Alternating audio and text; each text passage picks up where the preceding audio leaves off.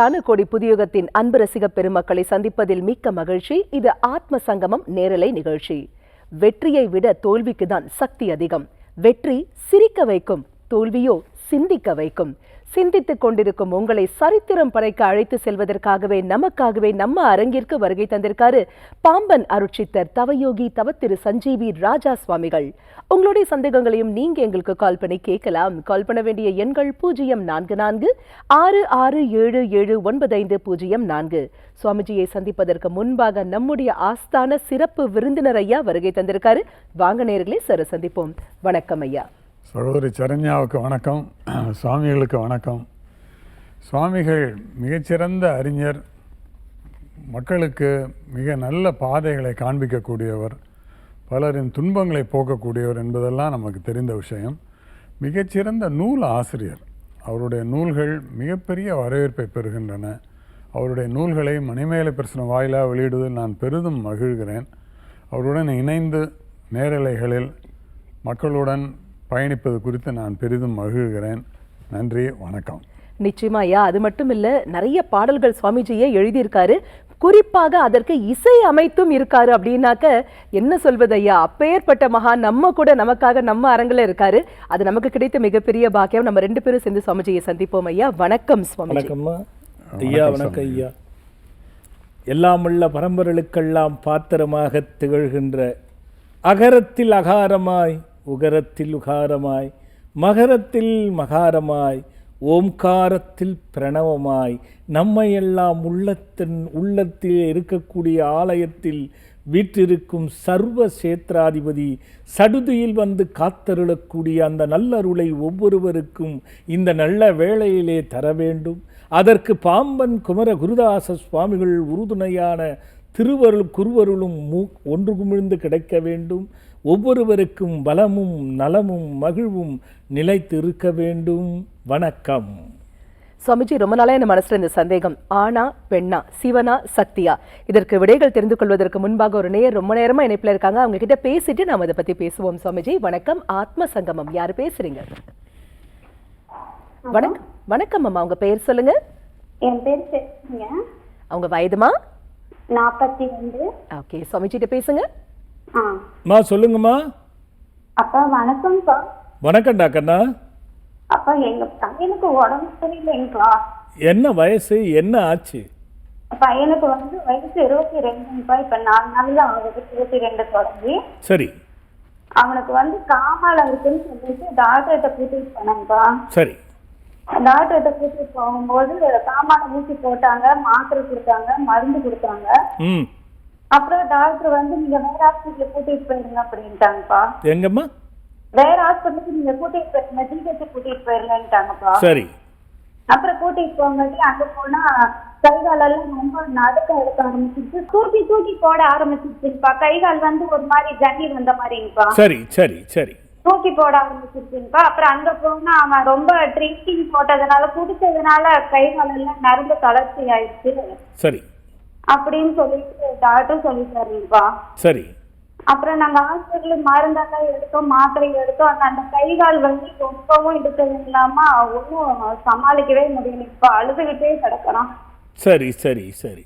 அழுதுகிட்டே இருக்கான். அவனும் எப்பவுமே அவனுக்கு ஏதோ பிரச்சனை, காலில் அடிபடுறது. காலில் ஆபரேஷன் பண்ணிருக்கோம்ப்பா, காலில் பிளைட் வச்சிருக்கிறோம். வேலைக்கு எந்த வேலைக்கும் போறது இல்லைங்கப்பா.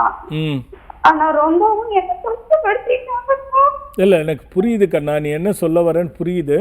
அது லிவர் டெஸ்ட் பண்ணீங்களா? எல்லாமே பண்ணிட்டேன்ப்பா. அதுல என்ன சொன்னாங்க?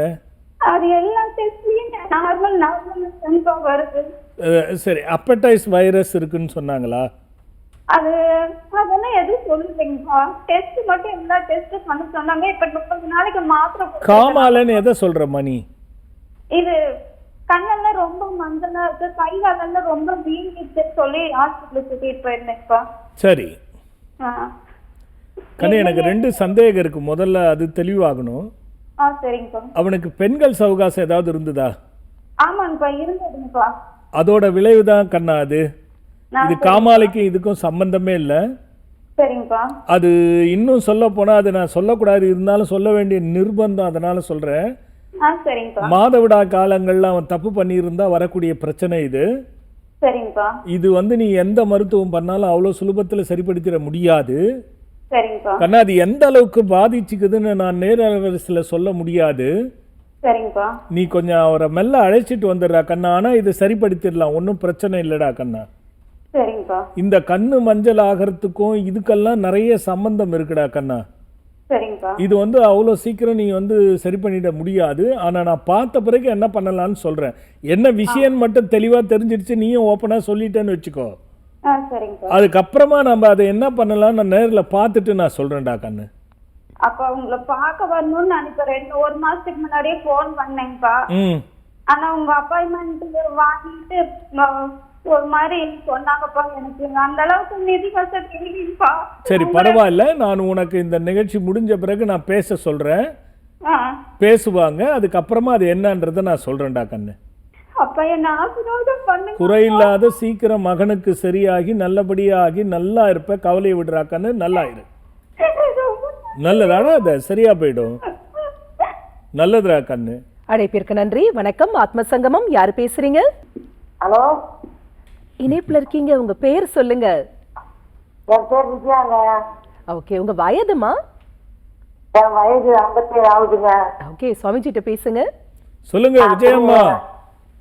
அம்மா புரிஞ்சிச்சு பாரு, எங்க சாமிஜிக்கு புரிஞ்சிச்சு பாரு. யாரு? பாலாஜா பாத்து வருந்தனே. சொல்லுமா சொல்லுமா. நீ உன் பொண்ணுக்கு நான் கை வச்சதா சுத்தி சொல்லுங்க ஆசீர்வாதம் பண்றதுக்கு. புரியுது புரியுது, சொல்லுமா. சாமி சாமி, என் மூச்சு காத்து உயிர் எல்லாம் நீங்க தான் சாமி. கண்டிப்பா. நான் எவ்வளவோ கோயில் போன சாமி, எங்கேயுமே எனக்கு நிம்மதி கிடைக்கலங்க. எனக்கு சந்தோஷம் பொண்ணு ஆசிரமத்துல தாங்க. நிச்சயமா ஆசிரமத்து மண்ட மிதித்தாங்க. உங்க சாப்பாடு அவ்வளவு ருசிச்சு சாப்பிடுவோம் சாமி. சாமி டப்பால வாங்கி 2 நாள் கூட உங்க போற அப்புறமா சாப்பிடுவோம் சாமி. நானு சரி சரி, சாப்பாட்டுக்கு அவ்வளவு அடிமை நானு. கண்டிப்பா கண்டிப்பா. உங்க அன்பு சிறந்தது சாமி. கண்டிப்பா தெரியுதுங்களா சாமி? என்ன தெரியுதுடா கண்ணு, தெரியுது, தெரியாம இருக்குமா? என் புள்ள பிரச்சனை தீரவே இல்லையா சாமி. 1 வருஷம் தான் சாமி எனக்கு அந்த 5000 புட்டா அந்த எங்க கடை வாடகை போனா. அதுக்கப்புறம் நிச்சு இப்போ ஒரு 10 மாசம் ஆகுது சாமி. என் பசங்க கிட்டலாம் சொத்த கையெழுத்து வாங்கினு சொத்து கொடுக்க மாட்டான். கையெழுத்து போட்டு என்கிட்ட சொன்ன பாருமா. எழுதி வாங்கிக்கலாம் சாமி. அது வாங்கிக்கலாமா, நீ விடுமா, நம்ம தான் வரும்னு சொல்லியிருக்கேன். நம்ம கவலை விடு.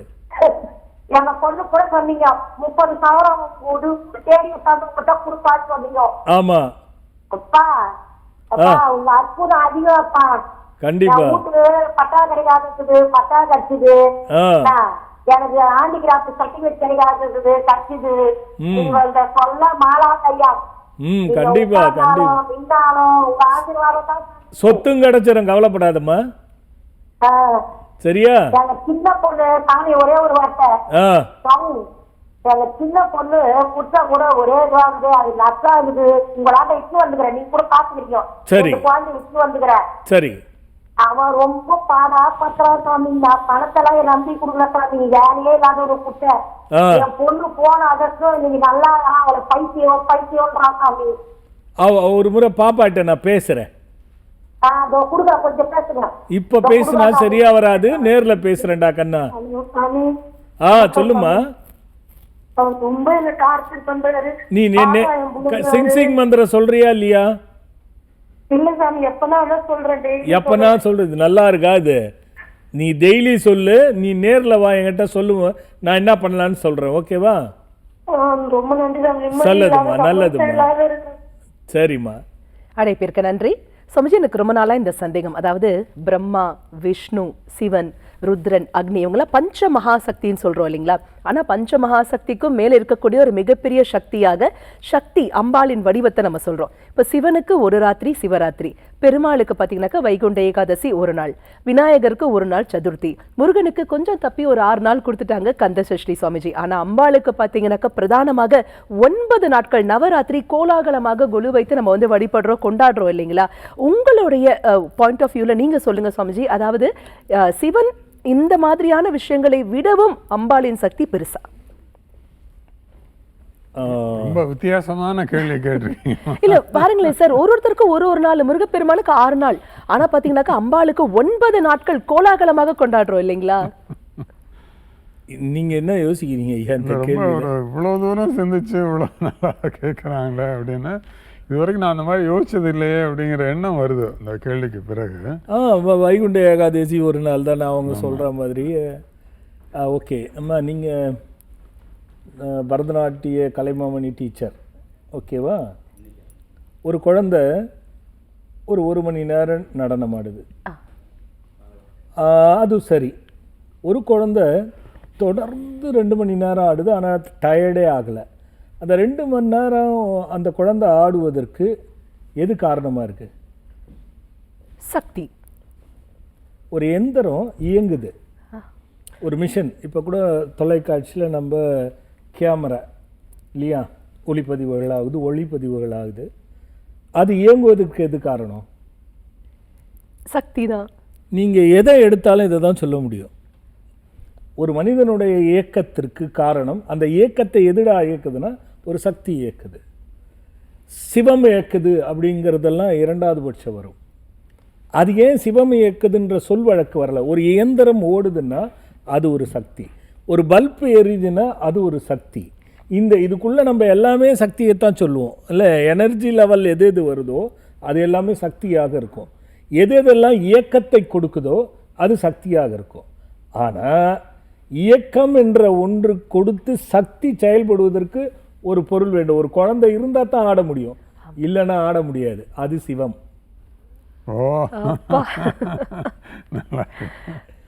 அந்த சிவம் இருந்துதானா அப்படியே தான் இருக்குது, அது இயங்கலை. சக்தி உள்ளே போகும் பொழுது தான் இயங்கும், இல்லைன்னா இயங்காது. ஆக இது இல்லைன்னா அதுக்கு மரியாதை இல்லை, அது இல்லைன்னா இதுக்கு மரியாதை இல்லை. இந்த உடல் சிவமாக இருக்குது, உயிர் சக்தியாக இருக்குது. அதனால தான் சக்தி போயிட்டு இது சவம் ஆயிடுச்சுன்னா சிவத்துக்கு ஒப்பா போட்டுறாங்க. சிவலோக பதவி அடைந்தார் அப்படின்னு சொல்லிடுவாங்க. ரைட். நம்ம தமிழ் பாரத நாட்டிற்கு யாரை பிரதானமாக சொல்லுவோம்? பாரத தாய், பாரத மாதா. பாரத மாதா தாயின்னு தான் சொல்லிக்குவோமே, நம்ம மாற்றி விட்டுருவோமே. சரி, பூமிக்கு என்னன்னு சொல்லுவோம்? பூமி தாய். பூமி தாய் இல்லை, பணம் இன்னைக்கு பிரதானம், என்ன சொல்லுவோம்? மகாலட்சுமி. அது சரி. வீரம் வேணும், ஐயோ எனக்கு பிரச்சனை ஆயிடுச்சு, தைரியலட்சுமி. யாரை பிடிக்கிறது? தைரியலட்சுமி, துர்க்கை. ஓகே.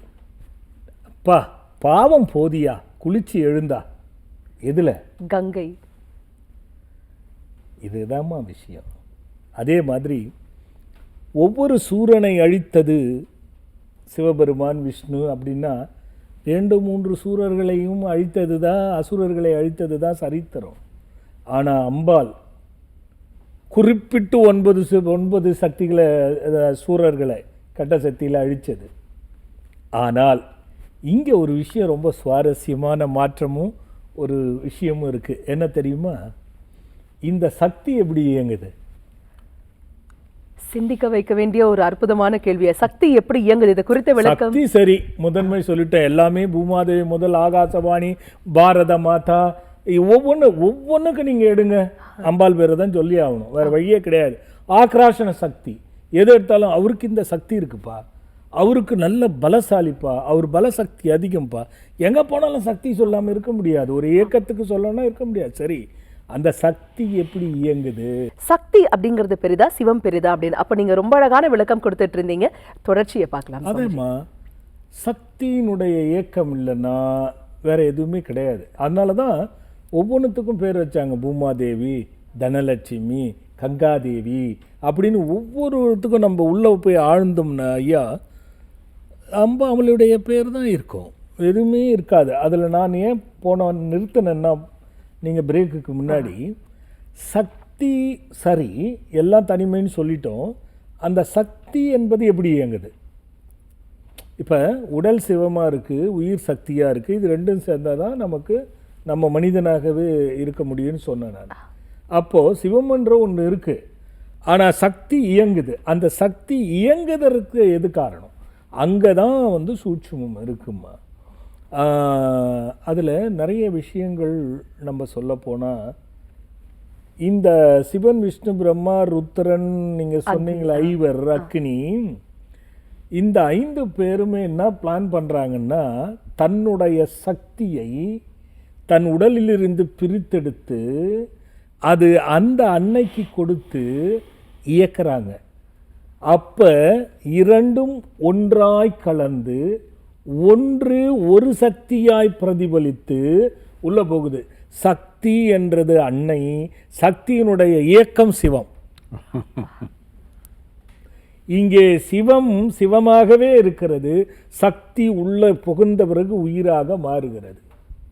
தன் உயிரே தன் அன்னையாக கொடுத்து, தன் அன்னையே தன் சக்தியை உயிராக கொடுத்து, இதுதான் இறைவனுடைய லீலை. 2 இல்லாமல் ஒன்று எப்பொழுதுமே உருவாகாது. எந்த பொருளாகட்டும், எந்த ஒரு விஷயமாக இருக்கட்டும், 2 இல்லாமல் ஒன்று இருக்கவே முடியாது, ஒன்று உருவாகவே உருவாகாது.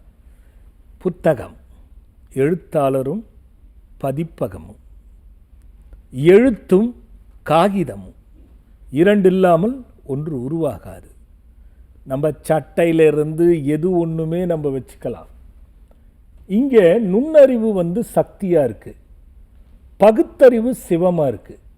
இந்த நுண்ணறிவுங்கிறது பகுத்தறிவோடு சேரும் பொழுது தான் ஒரு வகுப்பறையில் படிக்கின்ற படிப்பான பசங்கள் எல்லாம் எல்லாரும் மாவட்ட ஆட்சியர், கலெக்டர் ஆவதில்லை.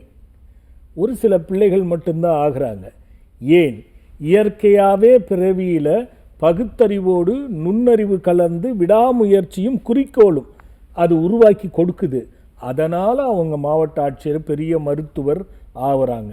எல்லா பிள்ளைகளாலும் ஆவது இல்லை. இது இங்கே தான் ஜாதகம், பிறவியினுடைய ரகசியம் இது இருக்குது. அப்போது இந்த பகுத்தறிவும் நுண்ணறிவும் எப்படி சாமி இதை நம்ம உணர்றது அப்படின்னு ஒரு கேள்வி பிறக்கும். எப்படி தெரிஞ்சுக்கிறது? பகுத்தறிவும் நுண்ணறிவும் எப்படி தெரிஞ்சுக்கிறது? அப்போது சாங்கம், உபாங்கம், பிரத்யாங்கம் என்ற ஒரு 3 விஷயத்தை கையாளுகிறது. சாங்கம் அப்படி என்றால் நம்ம கூடயே இருந்து நமக்கு பயன் தரக்கூடியது. ஐயா, உங்களால் சொல்ல முடியுமா? நம்ம கூடவே இருந்து நமக்கு பயன் தருவது எது?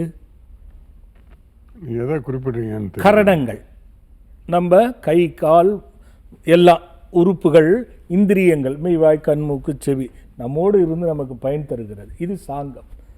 உபாங்கம், நம்மையோடையும் இருக்கும், பிரிந்தும் இருக்கும். ஆடை, அணிகலன்கள், நம்ம ஆடை போடுறோம், அணிகலன்கள்லாம் போடுறோம், நம்ம கூடயும் இருக்கும், எடுத்தும் வச்சுருவோம். அப்போ அது நம்மோடையும் இருக்கும், நம்ம விட்டு பிரிந்தும் இருக்கும். உபாங்கம். பிரத்யாங்கம், நம்மோட இருக்கவே இருக்காது, ஆனால் நமக்கு பயன் தரும். பாத்திர பண்டங்கள், சமைச்சிட்டு தூக்கி போட்டுருவோம், அவ்வளோதான், அது நம்ம கூட இருக்காது.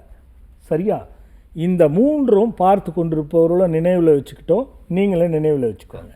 இப்போது சாங்கமாகிய பகுத்தறிவும் உபாங்கம் பிரத்யாங்கமான நுண்ணறிவும் இங்கே இருக்குது, இதுக்குள்ளே இருக்குது. என்ன இருக்குது? இதுதான் ஆக்கராசன சக்தி. இதுக்கு திரேதாயி அப்படின்னு ஒரு பேர் உண்டு சித்தாந்தத்தில். திரேதாயி அப்படின்னு பேர். இந்த இப்போ விளக்கமாக உங்களுக்கு புரிகிற மாதிரி சொல்கிறேன் நான். ஐயா, நீங்களும் கேட்டு. இப்போ நீங்கள் ஒரு ஊருக்கு போயிட்டீங்க, அந்த ஊரில் பூகம்பம் வந்துக்கிட்டே இருக்குது. ஓகேங்களா? பூகம்பம் வந்துக்கிட்டே இருக்குது.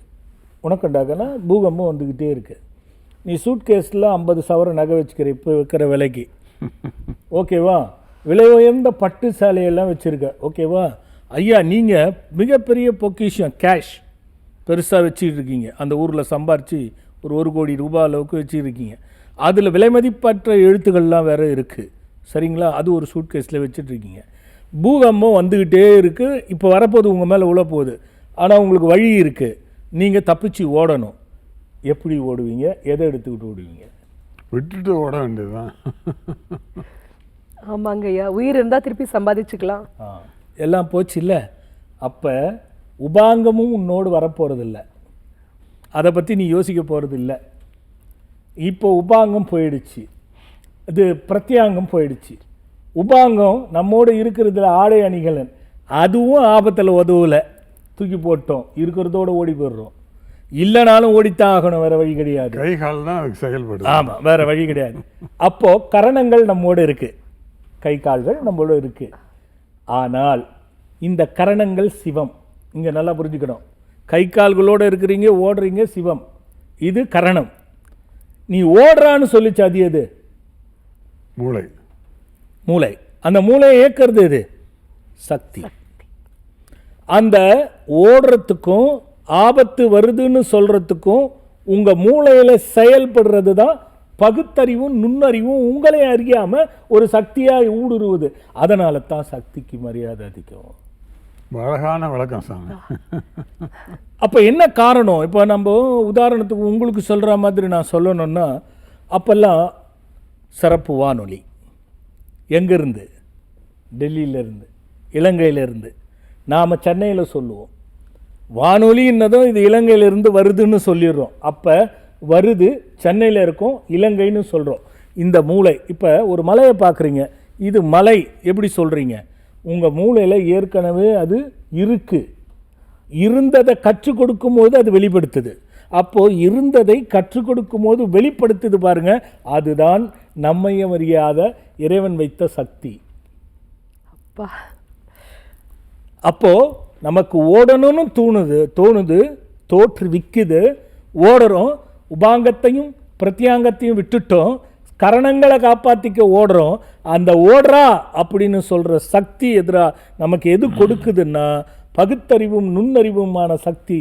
அந்த நேரத்தில் உன்னை காப்பாற்றிக்கொள் என்று சொல்வது தான் அது இடைப்பட்ட தூரத்தில் இருக்கிற சக்தி. ஓட்டம், பயம், ஓடு, இந்த சக்தியை கொடுப்பது தான் அந்த அற்புதமான சித்தாந்தத்தினுடைய தெளிவு. இதனால தான் சக்தியை முதன்மையாக வைத்தாங்க. ஆக சக்தி முதன்மையாக வைத்ததுக்கு காரணம் 9 நாள் இல்லை பல நாட்கள் வைப்பதற்கு காரணம் என்னன்னா, இந்த ஆக்ராசன சக்தியான பகுத்தறிவும் நுண்ணறிவும் ஒவ்வொரு மனிதனுக்கும் அதிக தேவை.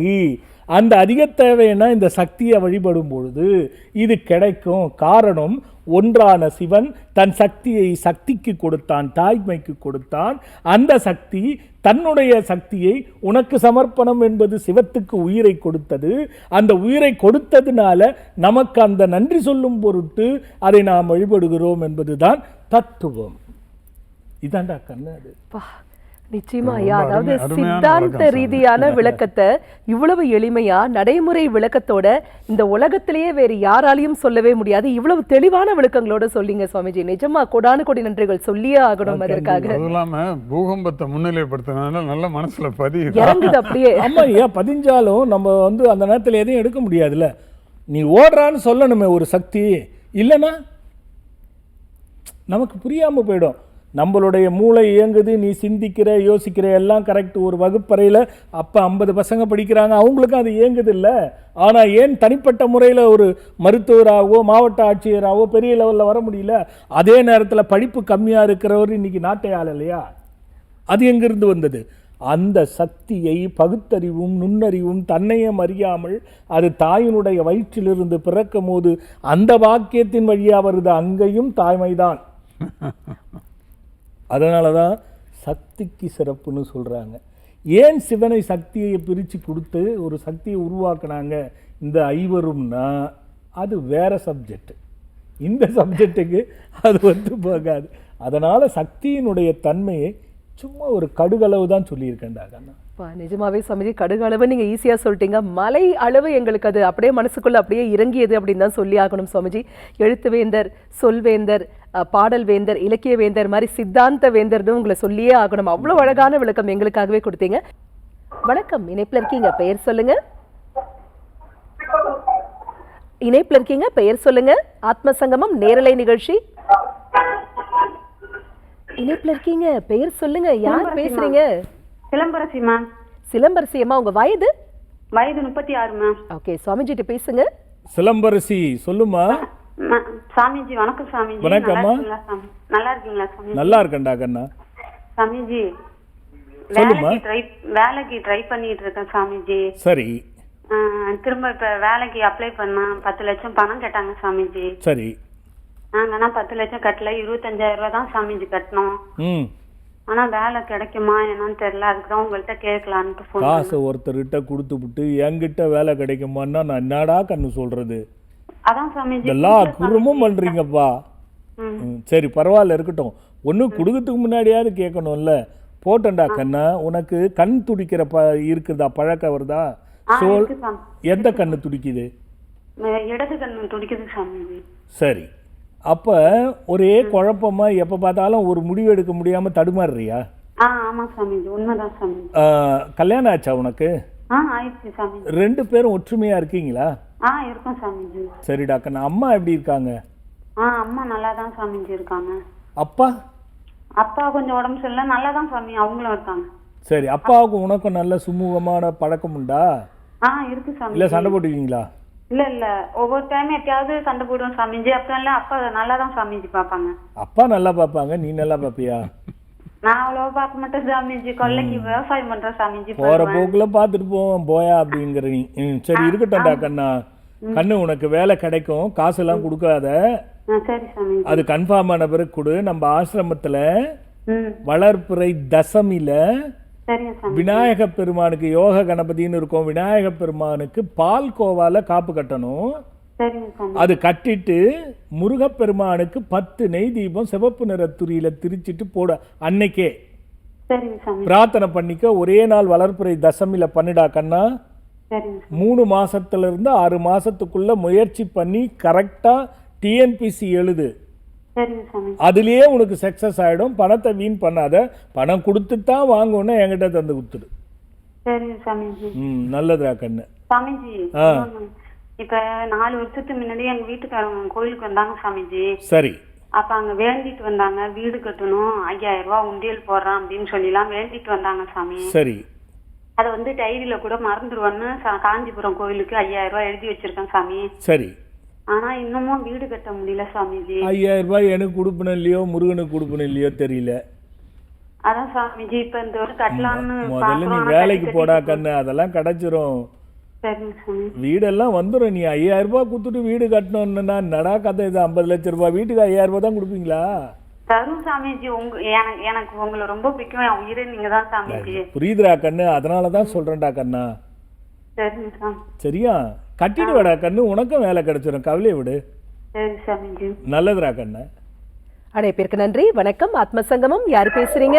நான் காஞ்சனா பேசுறேங்க. எனக்காக பிரார்த்தனை பண்ணுங்க. ஓகேம்மா, சுவாமிஜிட்ட பேசுங்க. காஞ்சனாம்மா. ஐயா நான் காஞ்சனா பேசுறேங்க. பின்னாடி என்ன ரயில் எல்லாம் ஓடுது? அம்மா உங்க ஸ்பீக்கர் கொஞ்சம் கட் பண்ணிடுங்க. நார்மல் கால்ல எங்க கூட பேசுங்க. நீங்க பேசுறது கேட்க மாட்டேங்குது. நான் சேலத்துல இருந்து பேசுறேங்க. எங்கம்மா? சேலத்துல இருந்து பேசுறேன். சொல்லுங்கம்மா. எங்க வீட்டுக்காரர் குடிச்சிட்டு வேலையே ஜாஸ்தி செய்யறதுல தண்ணி போட்டு இருக்காரு. நானும் கடனை வேலை கஷ்டப்பட்டுட்டு இருக்கனால வேலையே செய்ய முடியல. இந்த வாழ்க்கை மாறுங்களா? இப்படியேதான் நான் கஷ்டப்பட்டுட்டே இருக்கணுமா? இது 2 கேள்வி. நான் உண்மையை சொல்லவா பொய் சொல்லவா? உண்மையே சொல்லுங்க. நான் மனசு குடிக்கிறவர் திருந்துற வரைக்கும் உனக்கு நல்லா இருக்காது. என்னங்க? குடிக்கிறவர் திருந்துற வரைக்கும் உனக்கு நல்லா இருக்காதுடா கண்ணு. அதுதான் நான் இப்ப எனக்கு எப்ப இந்த கஷ்டத்தை ஒரு கடை வச்சு வச்சுக்கலாம்னா அதுக்கு எனக்கு வாய்ப்பு இல்லை. அதுக்காக நீ கடை வச்சு சம்பாதிக்க பாரு. அதை ஒரு பொருட்டா இருக்க முயற்சி பண்ணு திருத்துறதுக்கு. திருந்தலன்னா நீ அதை அப்படியே இருக்கட்டும். நீ வந்து கடையை வச்சு பிழைக்க பாரு.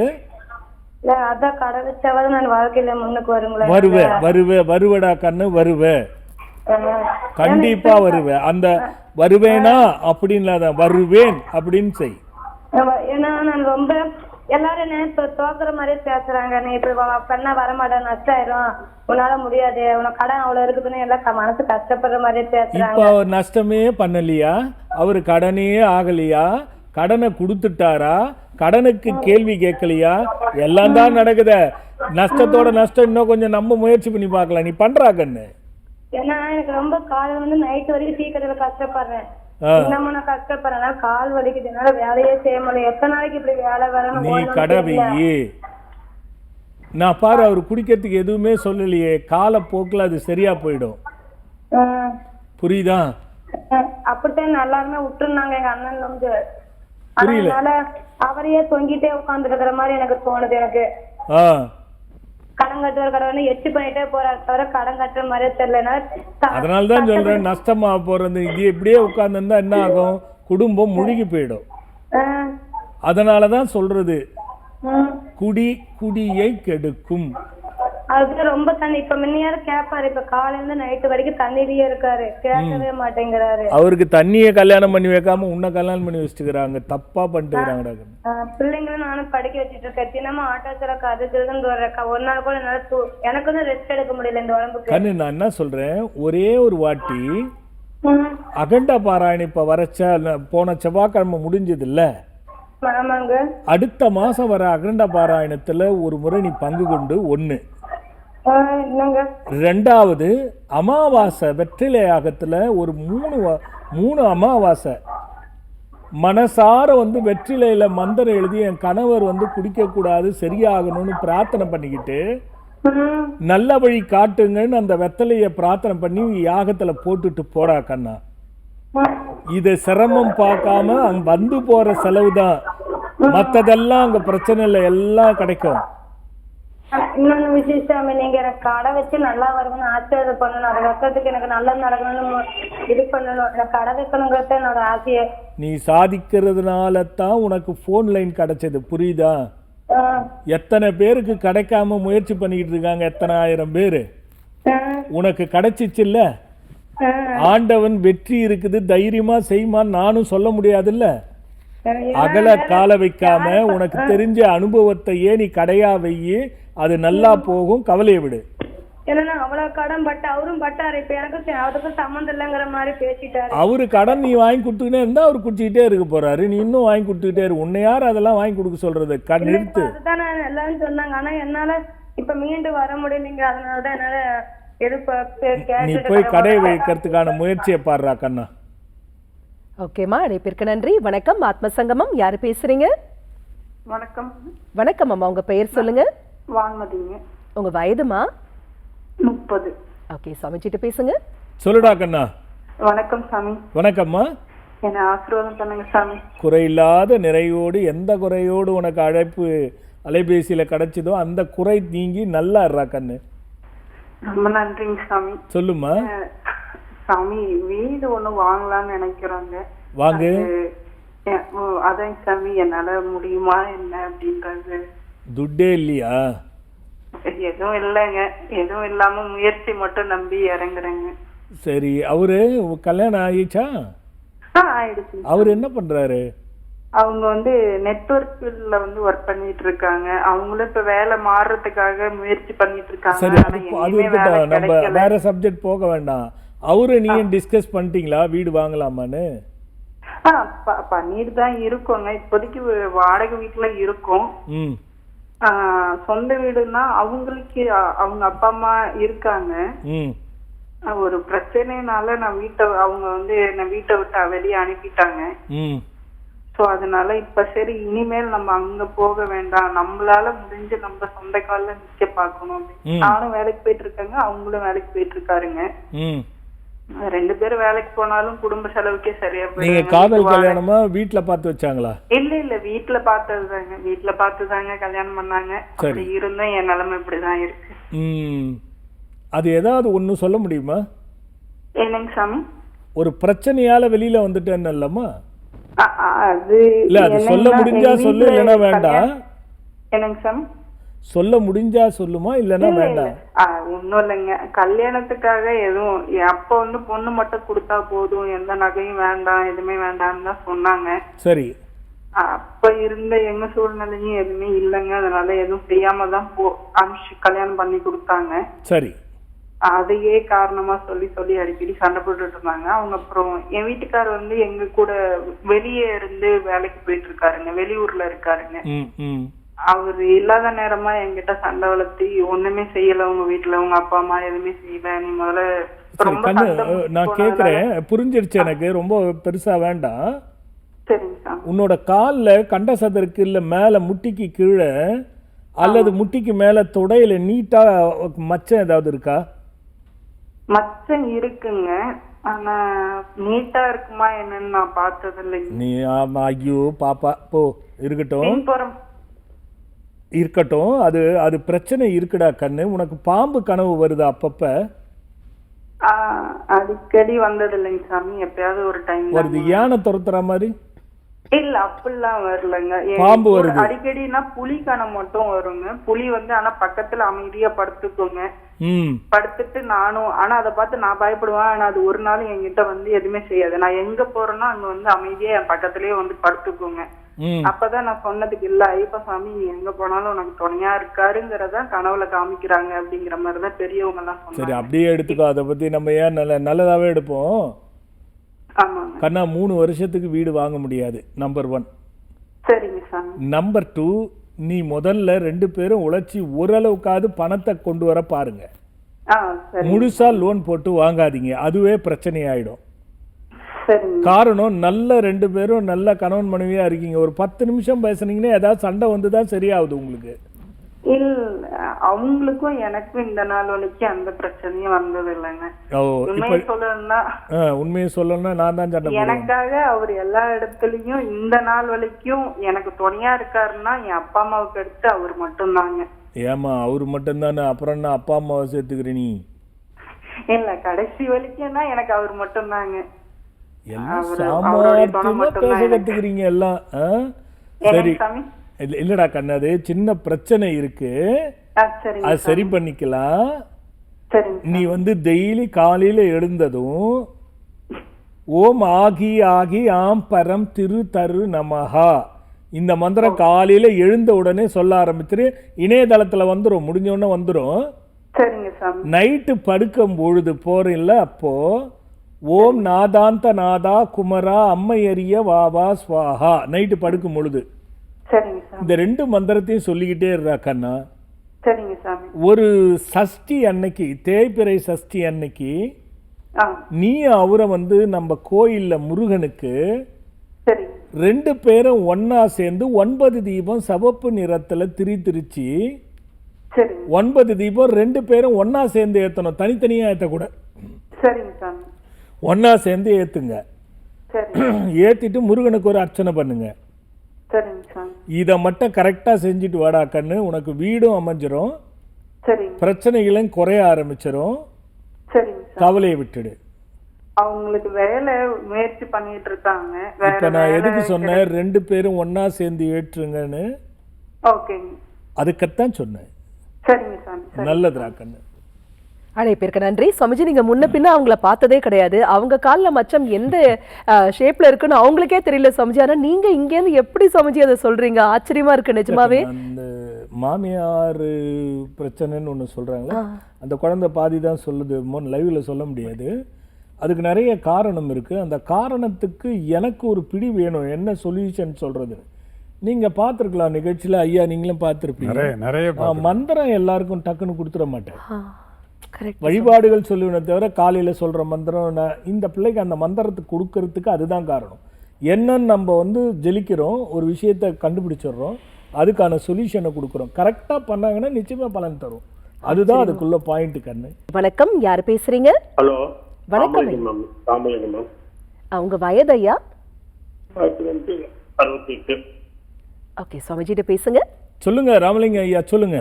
வணக்கம் ஐயா. வணக்கங்க, சொல்லுங்க. நான் வந்து இந்த கடன் கொடுத்ததுக்கு பரிகாரம் பண்ண சொன்னீங்க, அது பண்ணிட்டேன் ஐயா. சரி. ஏலக்காய் மாலை போட சொன்னீங்க. உங்களை ஐயாவும் பார்த்தேன், ஆசிரியர் பார்த்தேன், பேசுறேன். சரி சரி. அது ஆயிரத்தி கிட்டத்தட்ட ஒரு 8 மாசம் ஆயிடுச்சு. சரி. இது வரைக்கும் ஒன்றும் எனக்கு அது சரியா வரல. என்னென்ன கொடுத்தேன் நான், என்ன பண்ண சொன்னீங்க, எப்ப கேட்டீங்க? ஏலக்காய் மாலை போட சொன்னீங்க. யாருக்கு போட சொன்னீங்க? பைரவருக்கு. மந்திரம் கொடுத்தேன்னா? மந்திரம் சொல்லுங்க. அந்த மந்திரம் சொல்ல முடியுமா? முடியும். அப்புறம் வந்துட்டு எனக்கு இந்த உடல் நிலை சரியா இல்லை. இருங்க ஒரு விஷயத்துக்கு வருவோம்.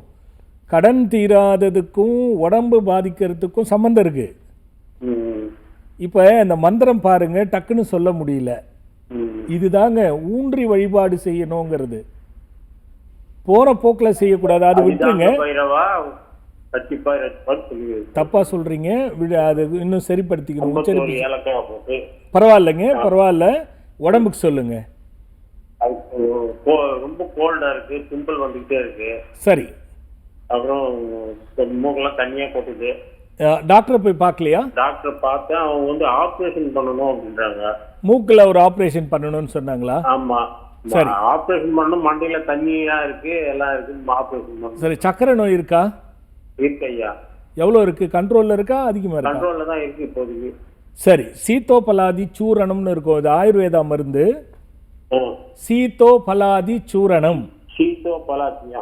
பலாதி, இது வந்து இணையதளத்தில் வந்துடும், யூடியூப்ல உடனே போட்டு பார்த்துக்குங்க. சீதோபலாதி சூரணம். சீதோபலாதி சூரணம் 3 வேளைக்கு 1 ஸ்பூனு வெதுவெதுப்பான சுடு தண்ணியில கலந்து சாப்பிடுங்க. திக்தகா கசாயம் அப்படின்னு ஒரு டானிக் இருக்கு. திக்தகா கசாயம். ஆமா, இது 3 மூடி மருந்து 6 மூடி தண்ணி கலந்து 3 வேளைக்கு சாப்பிடுங்க. இந்த 2 மருந்தும் முதல்ல எடுத்து தும்பல் எப்படி இருக்குன்னு பாருங்க. குறைஞ்சிருச்சுனாலே உங்களுக்கு அதை அப்படியே கண்டினியூ பண்ணிக்கோங்க. அதே மாதிரி பவழமல்லி இருக்கு, தெரியுமா? இல்ல, நான் சொல்றேன், உங்களுக்கு அது டைரக்டா இல்ல. 2-3 பவழமல்லி இலை, 3 தூதுவளை இலை, 2 இலை நாய் உருவி, பெருசா இருந்தா, சின்னதா இருந்தா 4 இலை. இத கசாயம் போடணும். 100 ml தண்ணி நல்லா கொதிக்கும் பொழுது ஸ்டவ்வை சிம்மில் வச்சிடணும். வச்சுட்டு மருதம் பட்டை நாட்டுக்கரும்பு கடையில் வாங்கிக்கோங்க. அந்த பட்டையை இடிச்சு அந்த கசாயத்துல கொதிக்கும் போது போட்டுருங்க, அந்த இலையோட. அதை எடுத்து வடிகட்டிட்டு ஒரு நாளைக்கு 2 வேளை, காலைல சாயந்தரம் 2 வேளை கண்டினியூவா குடிங்க. 3 மாசம் பொறுத்து உங்களுக்கு இது மாதிரி இந்த பிரச்சனை வராது. இதை கரெக்டா செய்யுங்க. மந்திரத்தை சரியா பிழைய திருத்திக்கோங்க. அந்த வழிபாடு செய்தது வந்து ரொம்ப அந்த மந்திரம் தவறா இருக்கிறதுனால இன்னொரு முறை அதை செய்யுங்க. நல்லதுங்க. அழைப்பிற்கு நன்றி. வணக்கம், ஆத்மசங்கமம். யாரு பேசுறீங்க? ஹலோ, நான் சரஸ்வதி பேசுறேங்க மேடம். சரஸ்வதி அம்மா, உங்க வயது? எனக்கு எங்க பையனுக்காக கேக்குறேங்க மேடம். ஓகேம்மா, சுவாமிஜிட்ட பேசுங்க. சொல்லுடா கண்ணு. வணக்கம் சுவாமிஜி. வணக்கம். மகனுக்காக கேக்குறேங்க. மகனோட பேர் என்னடா கண்ணு? யுவராஜன். வயசு 39 ஆச்சுங்க. சொல்லுடா கண்ணா. தனுசு ராசி, மூல நட்சத்திரம், கடக லக்கணம். கேட்டேனா சாமிஜி? நான் கேட்கலையடா கண்ணு. சரி சாமிஜி. அவனுக்கு எல்லாம் பிரச்சனை, அது மட்டும் சொல்றேன் உனக்கு. கோபம், குழப்பம், விரயம், பொறுப்பின்மை, பிரச்சனைகள், எந்த ஒரு நல்லதும் நடக்காது. சரியா? சரியா? திருப்பியும் இருக்கா இல்லையா? இருக்குதுங்க சாமி. நீ சரின்னு சொன்னா நான் இருக்கிறதுன்னு எடுத்துக்கிறதா இல்லைன்னு எடுத்துக்கிறதாடா கண்ணா? இருக்குதுங்க சாமிஜி. குழப்பம், கோபம், பொறுப்பு இல்லாம இருக்கிறது. பொறுப்பா இருக்கலாம் சாமிஜி, ஆனா இடையில அப்படி ஆயிடுது. வெறுப்பா இருந்த பொறுப்பு ஒரு நாளும் வேலை செய்யாது. சொல்லுடா கண்ணா, என்ன பிரச்சனை அவனுக்கு? நீ சொல்லு. இப்ப அது திருமணம் தான் தடையா இருக்குதுங்க. எது பொண்ணு அமைய மாட்டேங்குது சாமி. அதனால உங்களுக்கு நிச்சயதார்த்த அளவு கூட எதுவும் வந்து கட்டாவலையா? இல்லைங்க சாமிஜி. ஒரே ஒரு வழிதான். அவ நடந்தா அடுத்த வருஷம் நடக்கணும். இல்லனா சரியான முறையில இது நடக்காது. இது வந்து நம்ம ஒரே வழி இருக்கு. ஆனா நான் பரிகாரம் சொல்றத அவர் செய்யணும். அவர் எந்த ஊர்ல இருக்கீங்க? சரி, 9 வாரம் செவ்வாய்க்கிழமை அங்க எங்க அம்பாள் கோயில்ல பாம்பு புத்து இருக்கோ அந்த புத்துக்கு ஒரு வாழை இலையில விரலி மஞ்சள், இன்னொரு வாழை இலையில ஒரு பொடி குங்குமம் வச்சுட்டு அங்கேயே நின்று ஓம் அஸ்தீக சித்தா ரட்சிப்பாயின்னு 11 முறை சொல்லிட்டு விழுந்து கும்பிட்டுட்டு அந்த புத்தை 11 முறை சுத்திட்டு வரணும். 9 வாரம் இதை தொடர்ந்து செவ்வாய்க்கிழமை செய்ய சொல்லுங்க. கண்டிப்பா அவர் செய்ய மாட்டாரு.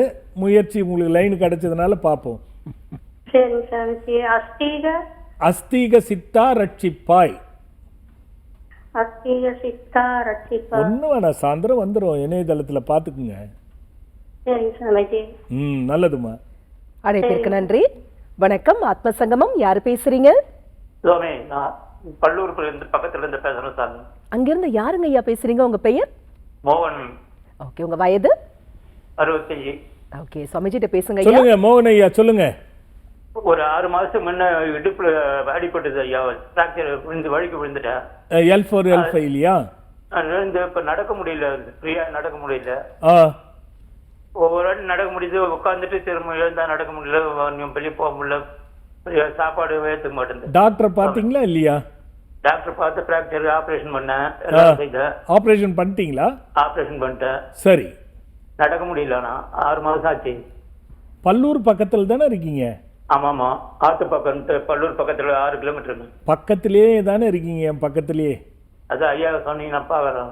வாங்க, ஒரு முறை வண்டியை எடுத்துக்கிட்டு வண்டியை வச்சுக்கிட்டாது வாங்க, நான் பார்த்துக்கிறேன். சார் எத்தனை மணி வந்தா? ஏன்னா உங்களுக்கு 65 வயதுன்றதுனால ஆமா சாமி, நான் பார்க்காம எதை ஒன்றையும் இது சரி பண்ணலாம், இந்த மருந்து சாப்பிடு அப்படின்னு சொல்ல முடியாது. சரிங்க சாமி. நான் பார்த்ததும் ஒரு முடிவுக்கு வந்துட்டா அது, ஆனால் ஒன்று மட்டும் கண்டிப்பாக சரி பண்ணிக்கலாம், அதை பற்றி கவலைப்பட வேண்டாம். சரிங்க. நீங்கள் மற்ற விவரங்களை கீழே ஃபோன் நம்பர் வரும், அங்கே ஃபோன் பண்ணி கேட்டிங்கன்னா சொல்லிடுவாங்க. சரிங்க சாமி. நல்லதுங்க, நல்லது. அழைப்பிற்கு நன்றி. சுவாமிஜி, நாளைக்கு மார்ச் 23ஆம் தேதி பஞ்சமி இல்லைங்க? ஆமாம்மா. எப்படி நம்ம இந்த நிகழ்ச்சியில் சக்தியை பற்றி பேசணுமோ அந்த மாதிரி பஞ்சமிக்கும் அந்த சக்திக்கும் சம்மந்தம் இருக்கு. இதில் வளர்பிறை பஞ்சமி, தேய்பிறை பஞ்சமி, இந்த பஞ்சமிகள் ஏன் வந்துச்சு? இப்போ 48 108 நம்ம சொல்லுவோம்ல, 27 நட்சத்திரம், 12 ராசிகள், 9 கிரகங்களை கூட்டினா 48 வரும். அதே 15 வளர்பிறை திதி, 15 தேய்பிறை திதி சேர்த்தனா 78 வரும். மாதத்தில் 30 நாள் சேர்த்தா 108 வரும். அதனால தான் 108 அப்படிங்கிற கணக்கை நம்ம வச்சுக்குவாங்க. இதில் பட்சங்கள் 4 உண்டு, அது மாதிரி கணக்கு இருக்குது. இந்த பட்சத்தில் இதை செய்யணும், அந்த பட்சத்தில் இதை செய்யணும்னு. உதாரணத்துக்கு வில்வம் ஏன் தோன்றினது பார்த்தா, துளசி ஏன் தோன்றினது பார்த்தா, குளிர்காலத்தில் அம்பாள் வழிபாடு அதிகமாக இருக்கும், அந்த துளசி வழிபாடுகளை அதிகமாக கொண்டு வருவாங்க பெருமாளுக்கு. அப்போ அந்த துளசி அந்த சளி தொல்லைகளை போக்கக்கூடிய மருந்து. உஷ்ண காலத்தில் நீங்கள் வில்வத்தை கொண்டு வருவாங்க, அது உடலை குளிர்த்தி பண்ணக்கூடிய தன்மையும் அந்த உஷ்ண காலத்தில் வரக்கூடிய நோய்களை பாதுகாத்துக்கிறதுக்காக வரக்கூடிய ஒரு சமாச்சாரம். ஆக இதையெல்லாம் ஒன்று கூட்டி முத்தாய்ப்பாக பிரச்சனைகள் தேய்வதற்கு தேய்பிறை பஞ்சமியாக ஒன்று கலந்து வர்றது, நல்லவைகள் கூடுதலாகிறதுக்காக வளர்பிறை பஞ்சமியில் தேர்ந்து வருவது. இன்றைக்கி பிரச்சனை என்ன, மக்களுக்கு ஏதோ ஒரு விதத்தில் பிரச்சனைகள் இருக்குது, அதனால் தேய்பிறை பஞ்சமி வளர்பிறை பஞ்சமின்னு பிரித்தோம். 2 பஞ்சமியும் வழிபடுறவங்களுக்கு துன்பமும் இல்லை, வளர்ச்சியும் உண்டுங்கிறதான் காரணம். இப்படி பஞ்சமிக்கு நிறைய விஷயங்கள் இருக்குது. பஞ்சமகா மந்திரம்னே இருக்குது, பஞ்சமகா சக்தினே இருக்குது, பஞ்சமகா பூர்வம்னு இருக்குது, பஞ்சமகா பூதம்னு இருக்குது, பஞ்சமகா மிருத்ரு இருக்குது, பஞ்சமகா தோஷம் இருக்குது. இந்த மாதிரி பல விஷயங்கள் பஞ்சமியை பற்றி எடுக்கலாம். அந்த வகையில் நாளைக்கு 23ஆம் தேதி நாளைக்கு பஞ்சமி. இது நம்ம ஆசிரமத்தில் ரொம்ப விசேஷமாக பூசணி தீபமாக போட்டு வழிபடுவார்கள்.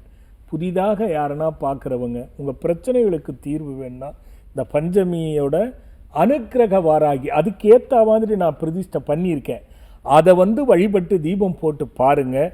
நான் திரும்பவும் மீண்டும் உங்களுக்கு இதெல்லாம் கிடைக்கும்னு சொல்ல மாட்டேன். ஏன்னா நம்பிக்கையோடு நீ தன்னை ஈடுபடுத்தி கொண்டால் அனுக்கிரகவாராகி முழுமையான அனுக்கிரகத்தை கொடுப்பால் என்பது தான் அதனுடைய விஷயம். அதுதான் பஞ்சமியை பற்றி நம்ம ஒரு கேள்வியாக நீ கேட்டுருமா, நான் விளக்கி சொல்கிறேன் தனித்தனியாக அது என்னங்கிறது. பஞ்சம் என்றால் மிகையானது எது, இதுக்கெல்லாம் காரணம் இருக்குது. பஞ்ச மீ அதுக்கு பேர். அந்த ஆம் எங்கேருந்து வந்தது, மீ எங்கே இருந்தது, பஞ்சமி அப்படிங்கிற சொல்கிறதுக்கு அர்த்தம் என்ன, நிறைய இருக்குடா கண்ணு. அதே மாதிரி ஏன் குறிப்பாக வாராகி இது குறித்தும் நீங்கள் சொல்லணும். நிச்சயமாக இருக்குமா. இன்னைக்கு எப்படி சொல்லலாம், ஒரு காலத்தில் வராகின்னா தெரியாது, இருந்தது தான், இப்போ எல்லாருக்கும் தெரியுது. இல்லை அவங்க எப்படின்னா எப்படி சொல்கிறது, இன்றைக்கி காலப்போக்கில் ட்ரெண்டிங் மாதிரி அப்படி ஆகிடுத்து, யார் பார்த்தாலும் வராகி வராகின்னு. இல்லை எல்லா அன்னைக்கும் சக்தி உண்டு. பஞ்சமிங்கிறதுக்கும் அனுகிரக வாராகிக்கும் இப்போ நான் கூட ஏன் அனுகிரக வாராகின்ற அதை மையமாக வச்சு பஞ்சமி அப்படின்னு சொல்கிறேன்னா, நம்ம சக்திக்கு பேசணும்ல. அந்த மாதிரி தன் பஞ்சமகா சக்தி அப்படின்ற ஒரு தன்மை வந்து நிறையா இருக்குது. அன்னமய கோஷம், பிராணமய கோஷம், மனோமய கோஷம், விஞ்ஞானமய கோஷம், ஆனந்தமய கோஷம். இந்த கோஷங்களுடைய பிரிவு தான் மனிதனுடைய செயல்களாக இருக்கும். இந்த கோஷங்களை ஒன்று கூட்டி திறனான சக்தியை கொடுக்கக்கூடிய அனுகிரக வராகிக்கு மட்டும்தான் இருக்குது. அதனால் பஞ்சமியை இணைச்சாங்க. ஆனால் பொதுவாக பெரிய விஷயம் சொல்லணும்னா நிறைய எழுத்துட்டு போகண்டாக்க. நிச்சயமா சமைச்சி ஒரு ஃபுல் ப்ரோக்ராம் இது குறித்து நீங்க எங்களுக்கான விளக்கம். அதனால தான் நாளைக்கு நடக்கிற பஞ்சமிக்கு வந்து புதுசாக பார்க்குறவங்க வந்து தீபம் போட்டு வழிபட்டு பலனடைங்க.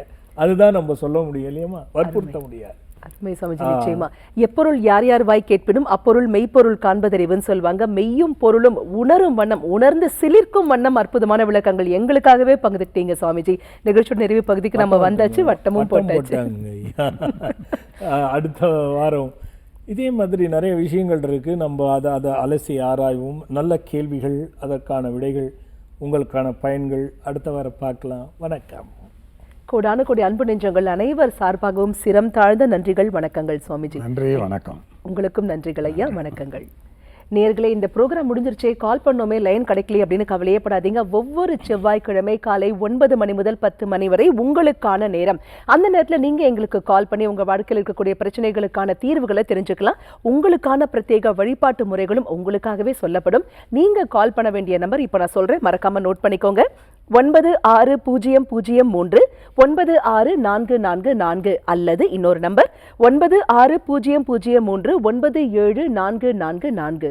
மீண்டும் அடுத்த நிகழ்ச்சியில் சந்திப்போம். அதுவரை புது யுகத்துடன் இணைந்திருங்கள். மகிழ்ந்திருங்கள்.